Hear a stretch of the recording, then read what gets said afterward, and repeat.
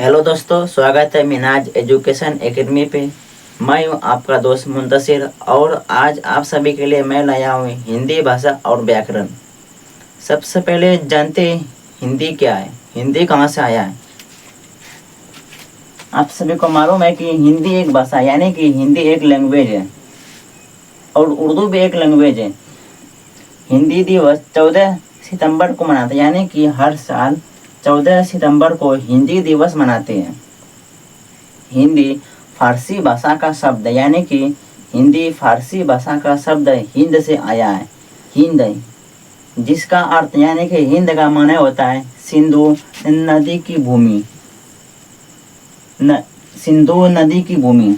और हिंदी भारत का राजभाषा है, यानी कि भारत में हिंदी को सरकारी कामकाज में उपयोग कर सकते हैं। ये दुनिया की सबसे अधिक बोली जाने वाली चौथी भाषा है, यानी कि हिंदी दुनिया में सबसे ज़्यादा चौथे नंबर पे बोले जाते हैं। और दुनिया में सबसे नंबर 1 पे बोले जाने वाले भाषा है चीनी। 14 सितंबर 1949 को भारत सरकार ने हिंदी भाषा को राजभाषा के रूप में स्वीकार किए, यानी कि 14 सितंबर 1949 को भारत सरकार ने हिंदी को राजभाषा के रूप में स्वीकार किया, यानी कि माना। और हिंदी आर्य भाषा परिवार में आता है। हिंदी भाषा की जननी संस्कृत भाषा है, यानी कि हिंदी संस्कृत भाषा से निकला है। तो दोस्तों अब देखते हैं भारतीय संविधान में कितने भाषाओं को दर्जा मिला है। भारतीय संविधान की 8वीं अनुसूची में 22 भाषाओं को दर्जा दिया गया, यानी कि भारतीय संविधान में 22 भाषाओं को दर्जा दिया गया है। देखते हैं 22 भाषाएं कौन कौन से हैं। नंबर 1 पे असमिया, बंगाली, गुजराती, हिंदी, यानी कि हिंदी तो हमारे देश का राजभाषा है। और कन्नड़, कश्मीरी, कोंकणी, मलयालम, मणिपुरी, मराठी, नेपाली, उड़िया, पंजाबी, संस्कृत, यानी कि संस्कृत भाषा, हिंदी भाषा संस्कृत से निकला है। सिंधी, तमिल, तेलुगु, उर्दू, बोंडो, संथाली, मैथिली और डोंगरी। अब दोस्तों आप सभी तो दोस्तों अब देखते हैं भाषा किसे कहते हैं। भाषा क्या है। भाषा यानी कि लैंग्वेज।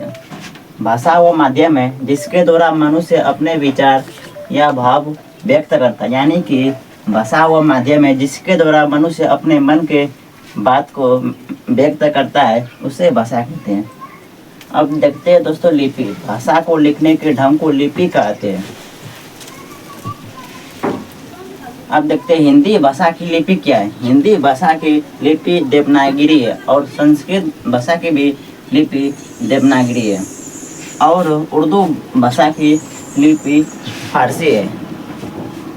और अंग्रेजी भाषा की लिपि रोमन है। अब दोस्तों देखते हैं मातृभाषा, यानी कि बचपन में जो हम भाषा सीखते हैं उसे मातृभाषा कहते हैं। जो भाषा हम अपने माता परिवार से सीखते हैं उसे मातृभाषा कहते हैं। और बोली, स्थानीय भाषा को बोली कहा जाता है। और दोस्तों राजभाषा यानी कि सरकारी कामकाज की भाषा को राजभाषा कहते हैं। सरकारी कामकाज की भाषा को राजभाषा कहते हैं। और दोस्तों और भारत का राजभाषा हिंदी है। और राष्ट्रीय भाषा किसी देश में सबसे ज़्यादा बोली जाने वाली भाषा को राष्ट्रीय भाषा कहते हैं। लेकिन हमारे देश भारत का कोई राष्ट्रीय भाषा नहीं है। अब दोस्तों देखते हैं व्याकरण। व्याकरण क्या है। व्याकरण यानी कि ग्रामर। हिंदी व्याकरण पर हिंदी व्याकरण।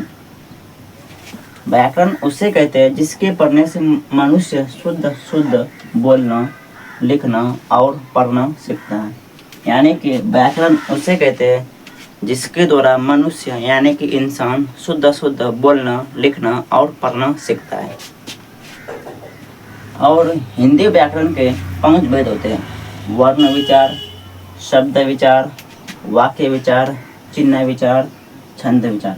अब दोस्तों अगले क्लास में वर्ण विचार को देखते हैं, यानी कि वर्ण विचार में वर्ण का परिभाषा, वर्ण का भेद और वर्ण का बनावट अब पढ़ेंगे अगले क्लास में। तो दोस्तों अब इस क्लास को यहीं पे ख़त्म करते हैं। जय हिंद, जय भारत।